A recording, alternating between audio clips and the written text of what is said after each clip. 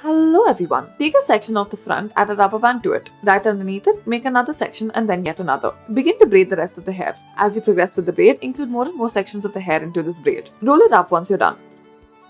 Take a small section off the top of the scalp, add a rubber band to it. Now take two more sections from either side, join it at the back as such. Braid the bottom of the hair. Add multiple rubber bands. Take a small section from the front and then braid the section of the hair. Taking the section right underneath it, begin to braid the hair using the initial braid that you have created. Repeat the step another time for the base, or rather, the layer before the base. Take a section from the front of the hair, take a section from the top, tie a rubber band to it. Take another section right underneath it, repeat the step until you reach the base. Now take a section at the back, tie a rubber band to it including the two side sections. Roll the section of the hair in on itself as such, tighten it, divide it into two sections, make a braid, join it at the center at the bottom to make a heart shape.